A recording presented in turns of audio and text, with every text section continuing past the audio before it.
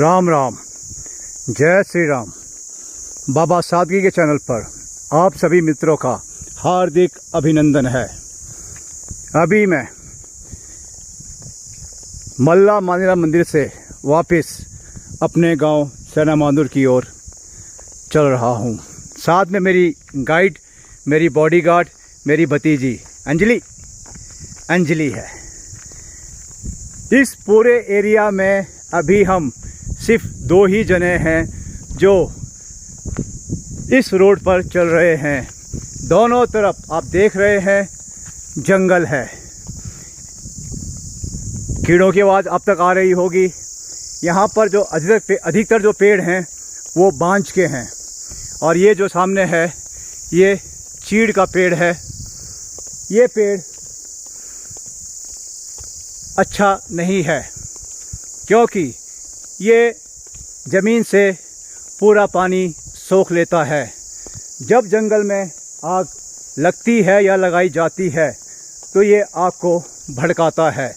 इसमें से एक पदार्थ निकलता है जिसे हमारी बोली में कहते हैं लीसा। वो कई चीज़ों में काम आता है। कभी आप उत्तराखंड आएँ और जून जुलाई का समय हो तो इसके पत्ते देख रहे हैं आप, इसके पत्ते सुई जैसे हैं, और जब ये सूख के नीचे गिर जाते हैं और इनका कालीन सा बिछ जाता है। यदि आप ढलान पे चल रहे हैं तो कृपया उस पे पाँव ना रखें। पाँव रखने वाला यदि एक बार फिसला तो वो कितनी गहराई नापेगा ये तो वही बता सकता है।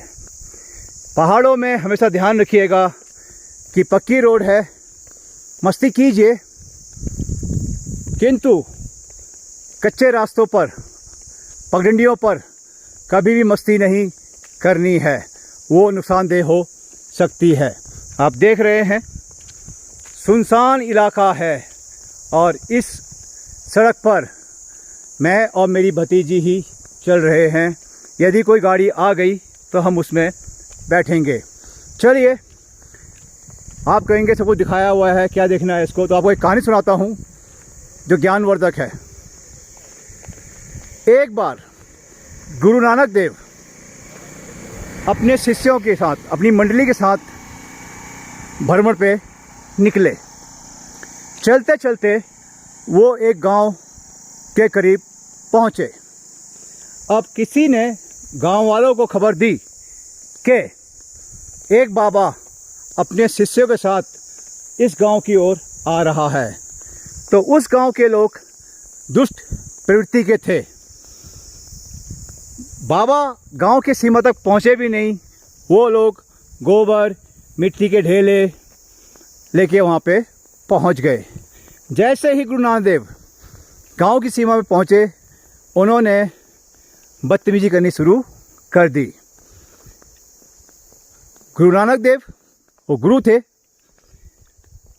उन्होंने हर चीज़ को सहन किया और उस गांव में डेरा डाल दिया। 3-4 दिन जो बाबा वहाँ पे रुके तो उन गांव वालों ने उनके साथ असभ्यता ही की। अभी आप ये पेड़ देखिए, ये पौधे का नाम है हिसालू। इसमें एक फल आता है जो ऑरेंज कलर का होता है। जब आप उसे तोड़ेंगे तो इसके कांटे भी आपको पकड़ेंगे।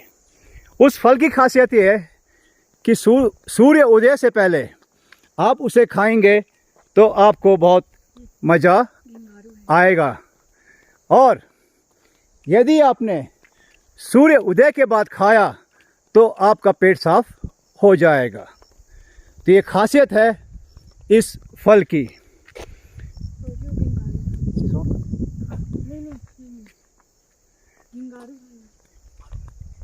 तो अब चलते हैं बाबा की बात पे। गुरु नानक देव जी ने सब कुछ बर्दाश्त किया। 4 दिन बाद जब वो वहाँ से प्रस्थान करने लगे तो एक बार फिर सारे गांव वाले वहाँ जमा हो गए और उन्होंने वही बदतमीजी जारी रखी।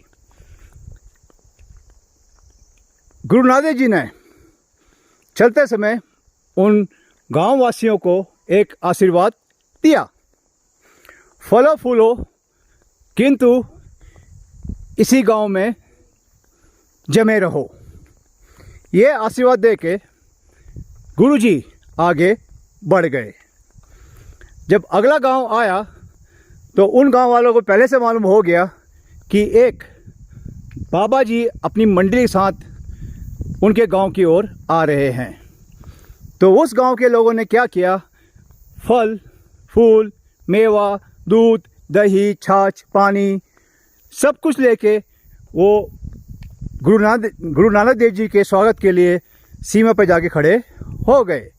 जैसे ही बाबा वहाँ पहुँचे तो सब ने जो है उनका जयकार किया, उनकी सेवा की, आवभगत की, स्वागत किया और उनका गांव में आसन लगा दिया।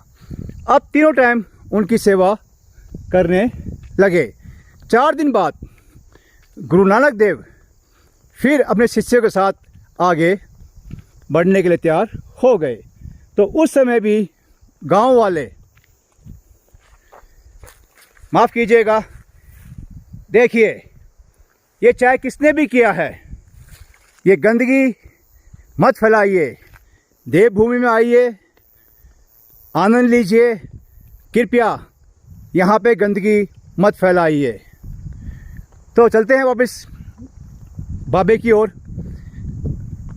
तो बाबे ने जाने से पहले उन सभी गांव वालों को आशीर्वाद दिया, फलो फूलो और बिखर जाओ। अब उन शिष्यों के बीच में एक शिष्य मेरे जैसा भी था। उसने पूछा, गुरुजी, पहले गांव वालों ने हमारे साथ बदतमीजी की थी, तो आपने आशीर्वाद दिया, फलो फूलो और इसी गांव में बसे रहो। और दूसरे गांव वालों ने हमारी सेवा की, आवभगत की और आपने आशीर्वाद दिया, फलो फूलो लेकिन बिखर जाओ। तो ये बात मेरी समझ में नहीं आई है। तब गुरु नानक देव जी ने कहा, मैंने बुराई को एक जगह समेट दिया है और अच्छाई को बिखेर दिया है। अब जब मैं अपनी देवभूमि को देख रहा हूँ तो मुझे गुरु नानक देव जी की बात याद आ गई।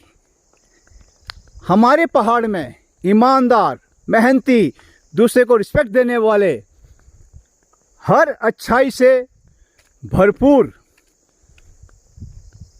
व्यक्ति रहते हैं। तो गुरु नानक देव जी जो बात है कि अच्छाई को उन्होंने बिखेर दिया और बुराई को समेट दिया, लेकिन अब तो उल्टा हो रहा है। अच्छाई बिखर रही है तो साथ साथ में बुराई जो है वो तेज़ी से फैल रही है। मनुष्य दिन पे दिन स्वार्थी होता जा रहा है, अपने फ़ायदे के लिए वो कुछ भी करने को तैयार है। चलिए, ईश्वर यत् करोति सोपनम करोति। धन्यवाद। जय श्री राम।